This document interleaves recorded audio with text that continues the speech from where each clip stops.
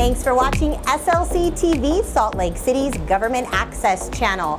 And today I've decided, as part of the Clear the Air Challenge, to ditch my car and hop on a Ride UTA bus. Guess what? You can do the same too, with free ride days coming to Salt Lake City on February 28th and March 1st. For details, visit the URL on the screen. On this week's episode of Capital City News, we hear from Black Perez with the Transportation Division about expanded transit coming to the city in the fall. And our History Minute is about Dr. Martin Luther King Jr. and his visit to Salt Lake City. Let's get started with our legislative update and look back. At its February 19th meeting, the City Council discussed short-term housing, funding our future sales tax revenue, and adopted an interlocal cooperation agreement between the city and the Utah Transit Authority. The City Council also recognized outgoing City Attorney Margaret Plain for her 12 years of service to the city. To learn more, visit slc.gov/council. Free ride days coming your way February 28th and March 1st. Leave your car at home and hop on board any Ride UTA bus, Trax, Frontrunner, ski service, and more. Take the ride-free pledge to ditch your car, test out public transit, and find best routes to maximize your experience and provide feedback. For details, visit slcmayor.com/free-ride. You know, our bus services here in the city help provide equity and opportunity because not everyone owns cars. They can't afford it. And so we want to make sure that we are not only just having buses, but that those bus routes actually are helpful to people in getting them to work or getting them to school. We want to make sure that people have equity and opportunity through frequency in our bus routes. So we will see high frequency routes here on 900 South, on 2100 South, and 2nd South.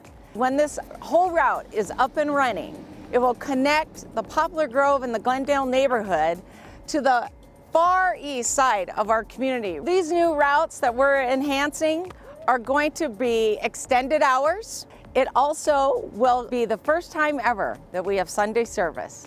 This is all happening because people supported our Funding Our Future initiative. We will see more and more people using these routes to get to and from work.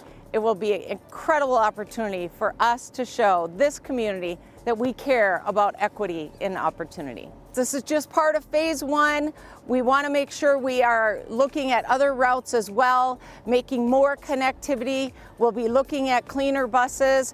More to come for sure. This is just phase one, and we're looking forward to the future. Travelers to the new SLC airport, be prepared to whet your appetite come fall 2020.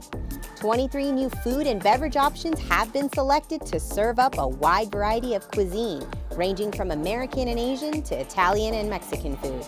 Local favorites including Cafe Rio, Fillings and Emotions, Blue Lemon, and more will open their doors to patrons for casual and fine dining at affordable street prices. To learn more, visit slcairport.com. Getting around Salt Lake City can sometimes be a challenge, especially when commuting from east to west. Black Perez with Salt Lake City's Transportation Division fills us in on new bus routes coming to Salt Lake City this August. From the Funding Our Future revenue, we have 3 new routes coming on in August: 2nd South, 9th South, and 2100 South. The main focus of these routes are improved east-west connections. The system right now is kind of a spoken hub. Everything comes into Salt Lake and everything goes out.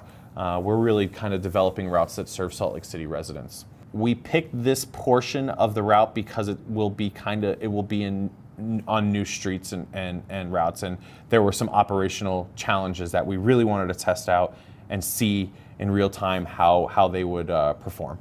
On Saturday, February 9th, we hosted Open Routes, partnered with UTA, and what we were doing that day was kind of showcasing some of the new transit investments from Funding Our Future. We ran a portion of the proposed new transit routes in Glendale and Poplar Grove. We were running at 15-minute frequency, and we were testing the western portion of the route. When this route is implemented in August, 15-minute service Monday through Saturday, 30-minute service early AM, late PM, and on Sunday, but it'll go all the way from the Power Track Station on North Temple down through Poplar Grove and Glendale, east up to the university. So it'll be a great route. This was like a micro test of the route. There were three kind of objectives for open routes. The first one was from an operational standpoint. Since we are running a new route through the neighborhood, we wanted to see from an operational technical standpoint if it was feasible. The second one was we wanted people in the neighborhood to know about it. We wanted them to know that the service was coming. It was in 15-minute service, Sunday service, everything that people have been telling us over the past few years. And then third, we wanted to get some feedback on bus stop amenities.